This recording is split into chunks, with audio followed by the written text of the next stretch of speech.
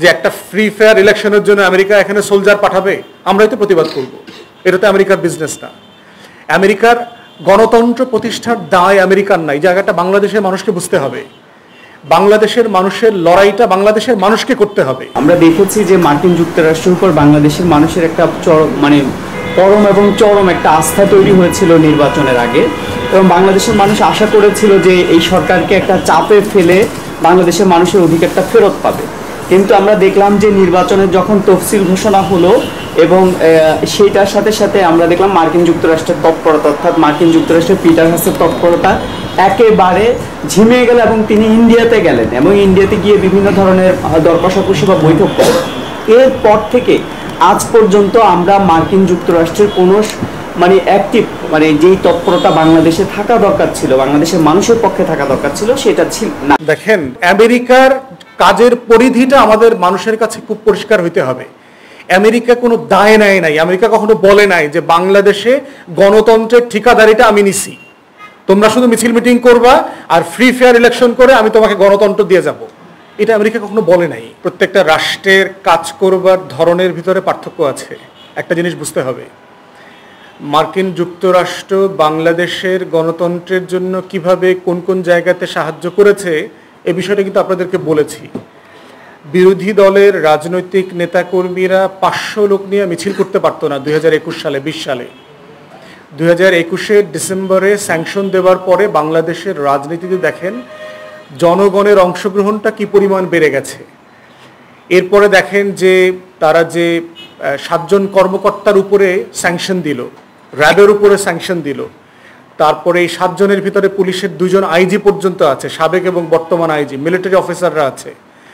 সেনাবাহিনীর অনেক কর্মকর্তারা এখন কেউ র্যাবে পোস্টিং নিতে চান না, মানবাধিকার লঙ্ঘন করে এমন গোয়েন্দা সংস্থাগুলোতে সেনা কর্মকর্তারা যেতে চান না, কারণ এই মানবাধিকার এনলিস্টমেন্টের উপরে ভিত্তি করে তারা আবার মিশনে যেতে পারবেন কিনা এটার প্রশ্ন জড়িয়ে আছে। অতএব এটা কিন্তু যথেষ্ট পরিমাণ ভীতির সঞ্চার করেছে। শুধুমাত্র একান্ত আওয়ামী বরকন্দাজ কোতোয়াল ছাড়া প্রশাসনে কেউই এই নিরপেক্ষতা পেশাদারিত্বের বাইরে কাজ করতে পারছেন না। এর আগে আপনাদেরকে বলেছি, আমলাদের ভিতরে অনেকের স্কলারশিপ বাতিল হয়েছে, অনেকের ভিসা বাতিল হয়েছে, যাদের ইউরোপ আমেরিকাতে পড়তে যাওয়ার কথা ছিল। তো সে আপনার জন্য আর কি করবে? ঢাকা মেট্রোপলিটন পুলিশের যে এলিট ফোর্স ছিল সোয়াট, তার সাথে আমেরিকা ডিসএঙ্গেজ করেছে। আমেরিকার ভিসা রেস্ট্রিকশনের যে পলিসি সেটা কন্টিনিউ চলছে। এই বাস্তবতাগুলোতে ধরতে হবে এবং দেখতে হবে যে বাংলাদেশের রাজনীতিতে সে কি করবে। সে কি এখানে যুদ্ধ করবে?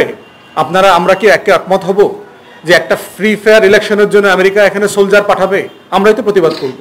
এটা তো আমেরিকার বিজনেস না। আমেরিকার গণতন্ত্র প্রতিষ্ঠার দায় আমেরিকার না। এই জায়গাটা বাংলাদেশের মানুষকে বুঝতে হবে। বাংলাদেশের মানুষের লড়াইটা বাংলাদেশের মানুষকে করতে হবে। এটা কোনো কাটপেস জিনিস না। বার্মায় দেখেন না কি হচ্ছে। বার্মায় সেনা শাসন আসার পরে কি হয়েছে? 4,500 মানুষ যুদ্ধ করে মারা গেছে। কয়েক সপ্তাহের ভিতরে, 2 সপ্তাহের ভিতরে 2,500 লোক মেরে ফেলছে। আপনি গণতন্ত্র চান, কিন্তু আপনি বাসায় বসে ফেসবুকিং করবেন, আপনি লড়াই করবেন না। তো আপনার গণতন্ত্রের দায় কার? আমেরিকা এসে এখানে আপনার গণতন্ত্র কায়েম করে দিয়ে যাবে?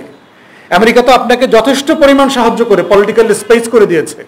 বাংলাদেশের গত 15 বছরের ইতিহাসে এই আওয়ামী দখলদারদের হাতে সবচেয়ে বেশি মিছিল, মিটিং, মহাসমাবেশগুলো কখন হয়েছে? আমেরিকার ইনভলভমেন্টের পরেই তো হয়েছে। আমেরিকা আপনাকে আর কি করবে? তো এই জন্য আমার মনে হয় যে বাংলাদেশে যারা রাজনৈতিক কর্মী আছেন, দেশের নাগরিক আছেন, তাদেরকে এটা বুঝতে হবে যে আপনি কার কাছে কি চাচ্ছেন। আপনি যে বেগুন বিক্রি করে তার কাছে যদি গরুর গোশত দাম বেশি কেন জিজ্ঞেস করেন, সেটা যদি উত্তর দিতে পারবে না। আমেরিকার সাথে আপনার ইনভলভমেন্টের জায়গাটা এটা। দ্বিতীয়ত হচ্ছে তারা তাদের নিজস্ব স্বার্থে কাজ করে। প্রত্যেকটা এম্বাসি, আমেরিকান এম্বাসি খুলছে কি বাংলাদেশের গণতন্ত্র কায়েমের জন্য ঢাকাতে? পৃথিবীর কোনো এম্বাসি, আমার এম্বাসি যখন আমি লন্ডনে খুলি, আমি ব্রাজিলে খুলি, আমি কেন খুলি? আমার স্বার্থের জন্য আমি খুলি। প্রত্যেক রাষ্ট্র ভিন্ন দেশে ভিয়েনা প্রোটোকল ফলো করে যে রাষ্ট্র দূতাবাসগুলো খোলেন, কেন খোলেন? তার রাষ্ট্রের স্বার্থের জন্য, তার ব্যবসায়িক স্বার্থের জন্য, তার নাগরিকদের স্বার্থের জন্য, তার অর্থনৈতিক সুযোগ সুবিধার জন্য। অতএব আমেরিকার কাজের পরিধিটা আমাদের মানুষের কাছে খুব পরিষ্কার হইতে হবে। আমেরিকা কোনো দায় নেয় নাই, আমেরিকা কখনো বলে নাই যে বাংলাদেশে গণতন্ত্রের ঠিকাদারিটা আমি নিছি, তোমরা শুধু মিছিল মিটিং করবা আর ফ্রি ফেয়ার ইলেকশন করে আমি তোমাকে গণতন্ত্র দিয়ে যাব। এটা আমেরিকা কখনো বলে নাই। আমেরিকা বরাবরই বলেছে ডায়ালগের কথা, সংলাপের কথা বলেছে। পার্টিসগুলোকে নিজেরা আলোচনা করে আপনাদের সমস্যার সমাধান করেন।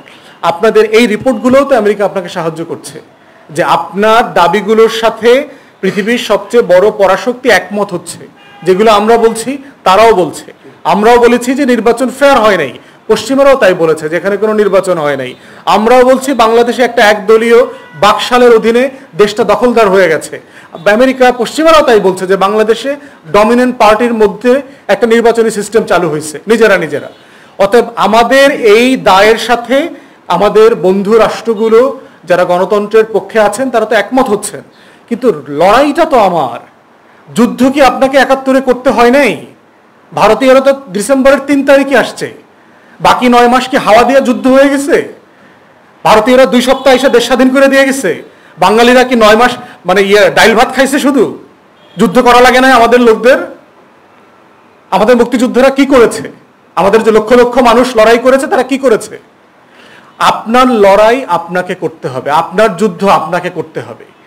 আপনাকে আপনার বন্ধু রাষ্ট্ররা, কৌশলগত মিত্র যারা আছে তারা সময়ে সময়ে আপনাকে সাহায্য করবে, পাশে দাঁড়াবে, বক্তব্য বিবৃতি দেবে, টাকা পয়সা দিবে, যে যেভাবে পারে সেভাবে সাহায্য করবে।